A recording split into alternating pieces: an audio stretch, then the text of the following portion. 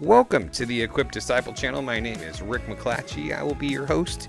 We are here to be and to make disciples of Jesus, and we do that through daily devos, through Sunday sermons, and through other discipleship resources. We are here to equip you to All right, welcome into into another day of your daily devos. I'm Pastor Rick, and today we are jumping into Genesis 35. We're going to hit the first 15 verses. So we're just going to make like a tree and get on out of here. Let's go. So here we go. God said to Jacob in verse 1, "Get up, go to Bethel and settle there." Get up, go to Bethel and settle there. Build an altar there to the God who appeared to you when you fled from your brother Esau. So Jacob said to his family and all who were with him, "Get rid of the foreign gods that are among you. Purify yourselves and change your clothes. We must get up and go to Bethel. I will build an altar there to the God who answered me in my day of distress. He's been with me everywhere I have gone."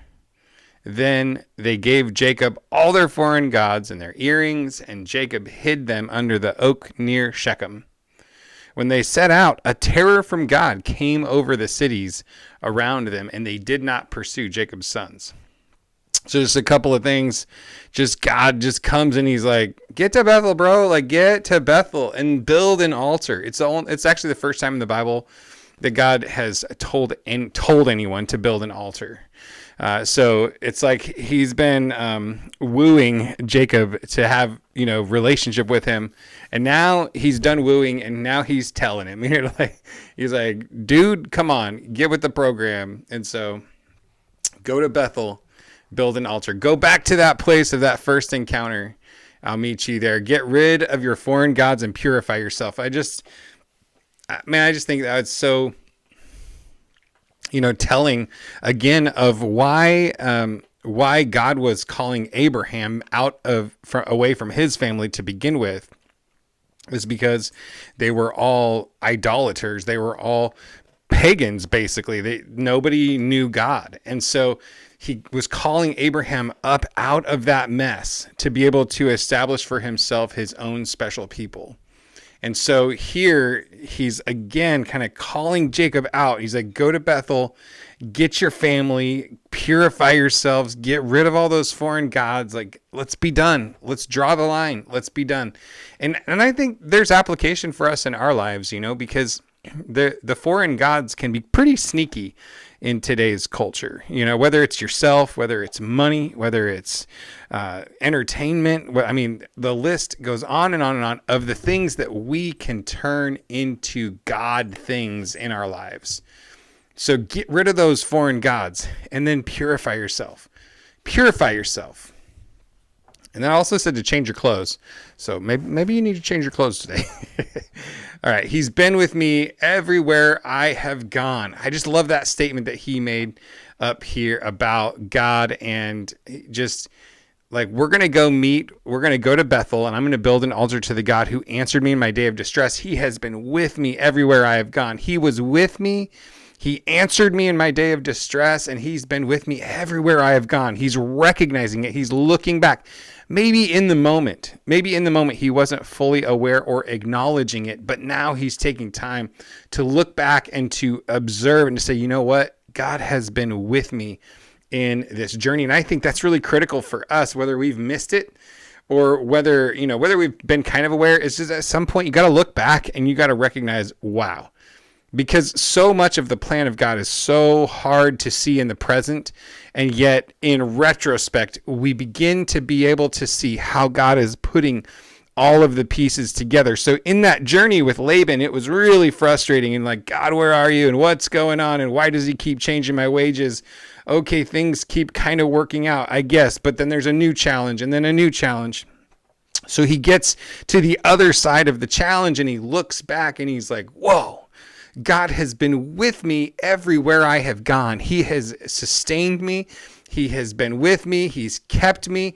Man, it's a powerful thing to look back and to recognize that. And so the next, when they set out, a terror from God came over the cities around them. Because remember, in the last chapter, they played the little trickery on Shechem and his people, the Hivites, and they killed a bunch of them.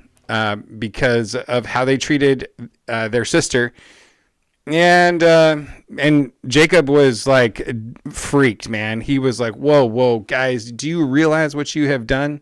Because all of the people around us are going to see this and they're going to kill us. I mean, they're all going to band forces and they're just going to crush us because we just knocked out some of their people. I mean, that's kind of how it was going. But a terror from God came over the cities, basically just this big, don't you dare touch my people. So they did not pursue Jacob's sons. The protection of God is a mighty, mighty thing.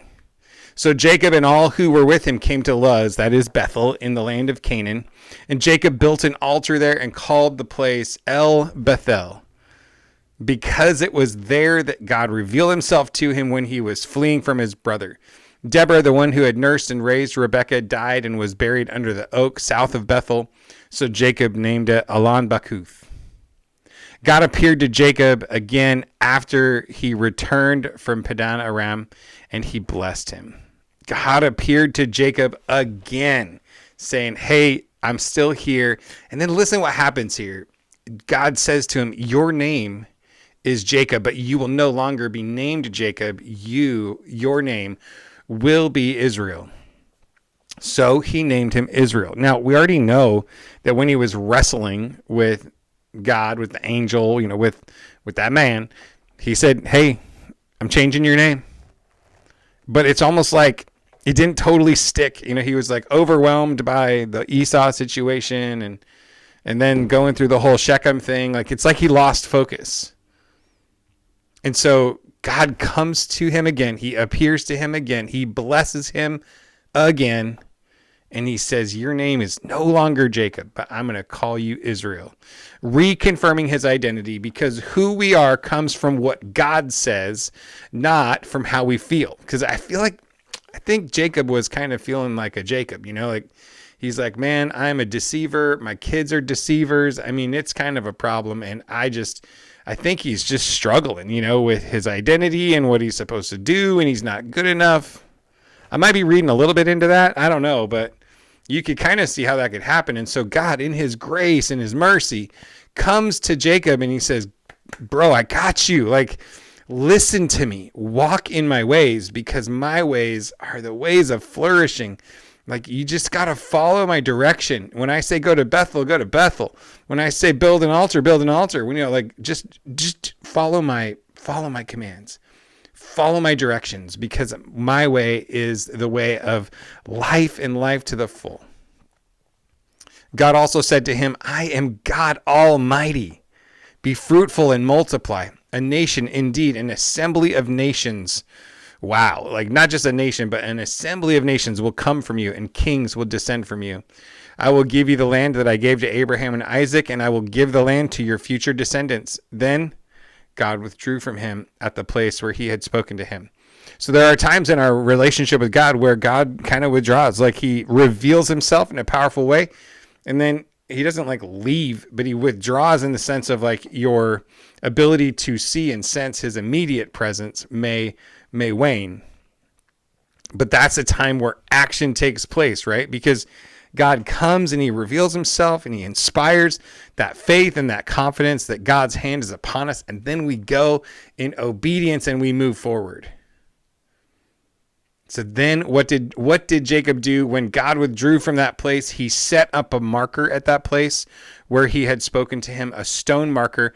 He poured a drink offering on it and poured oil on it. And so basically he named the place where God had spoken with him Bethel. Like, just to reconfirm, just like his name was reconfirmed, he's reconfirming this is the house of God.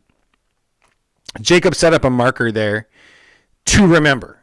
Like, that's what the marker was for.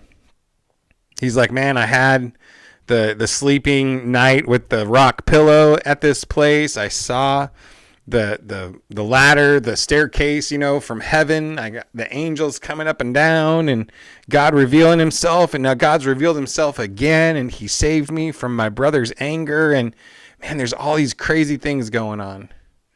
So I'm going to set up a marker so that I do not forget, because man, I've been realizing about myself, I am really easy to forget things. So recognize your ability to forget and safeguard yourself against those things by setting up reminders. So with that, a big humongous God bless you. Have a great day, and I will see you tomorrow.